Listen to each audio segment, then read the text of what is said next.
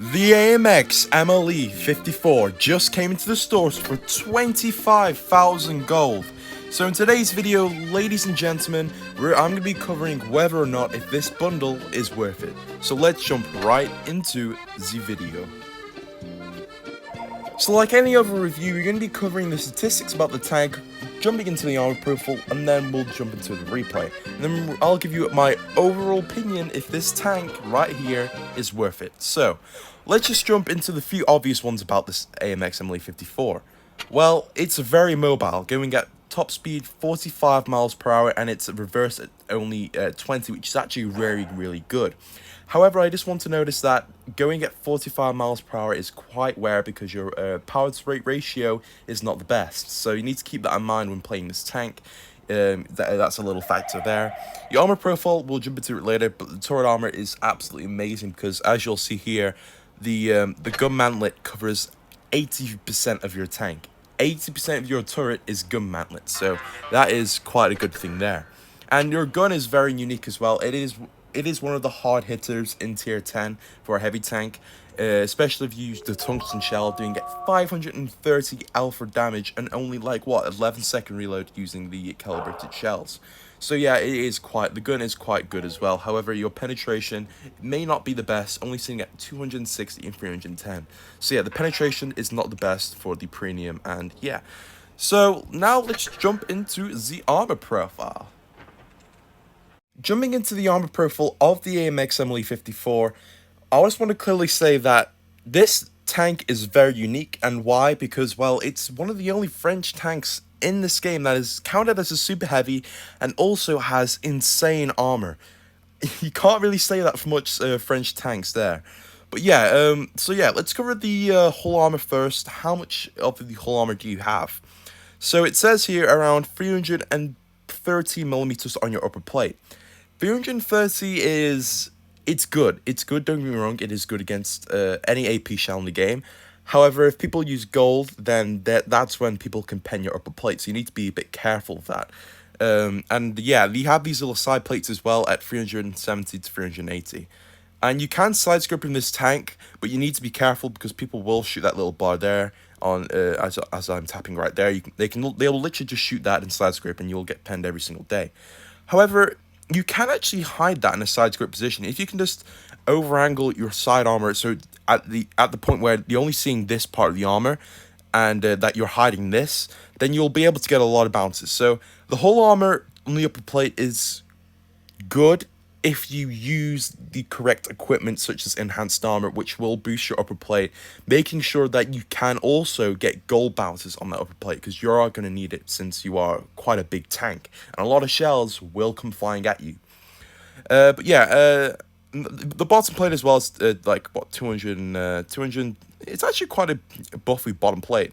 So yeah, if you angle it correctly, you can get some bounces there. Your side armor is non-existent, so nothing really to talk about there. People will hesh you, especially in tier 10, so you need to be keeping that in mind. But yeah, nothing in there. Now, the turret armor, as I did mention, is just full gun mantlet. People will not penetrate this turret at all. And the hatches, yes, it does have two cupolas, but if you go hold down, yeah, that enough said. You are broken. You're completely broken. But yeah, nothing can go for you hold down, and your turret armor is insane. Now, the hatches, the cupolas, are only there, not for realistic reasons, but they are only there because for balancing reasons. If this thing did not have hatches, then this would be the most strongest turret in the game, absolutely dwarfing the Kronwagen's turret. But yeah, now, that is the armor profile, so let's just jump into the replay. So now on the replay, we're on the map Normandy, which is not a bad map for the AMX MLE54 because you can go hold down. It just depends where the enemy team goes. And unfortunately for us, the enemy team decided to go the right side of the map. So this replay is not going to be, the best of replays. It's only an average replay I just jumped into. I've only had, what, like 50 battles in this tank so far. So I probably, again, should make another video later on this tank again so I can have my final opinion. But yeah, so far, personally, unlike the Concept 1B, which is overpowered and hold down, this tank is overpowered.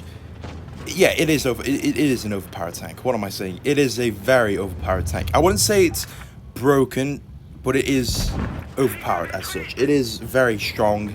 In my opinion, it's better. It's a better Type 71, if that makes sense. It's not really a version of Type 71, but I mean it's different. But you know what I'm trying to say. It's better than the Type 71, and Type 71 is a very strong tank. Don't get me wrong, but the AMX MLE54 completely dumps on it. I mean, it's just so good, and that's why I believe that it is one of the strongest tanks in tier 10.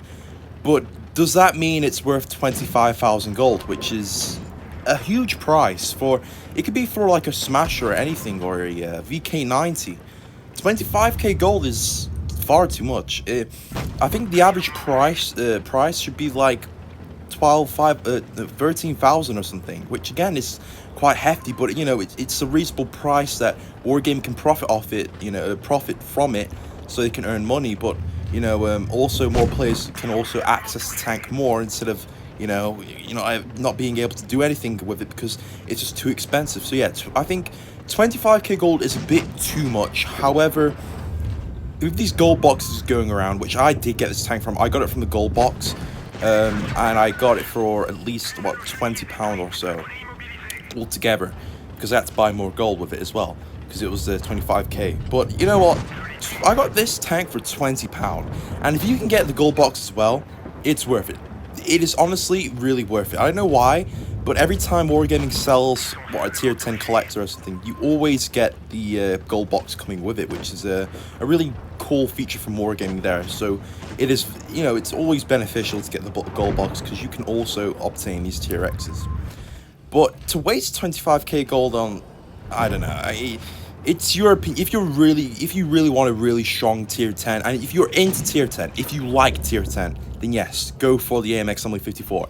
However, if your favorite tier is not tier 10, then do not go for it. That's simple. Get another tank in tier 8 that's overpowered. You know, it doesn't have to be a tier 10. But overall, the AMX MLE54 is a very good tank. It is a beast. It's not better than the VK90 in my opinion, because the VK90 is completely broken, hands down.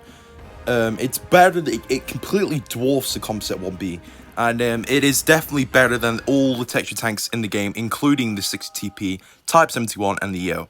But yeah, that is the AMX MLE54, guys.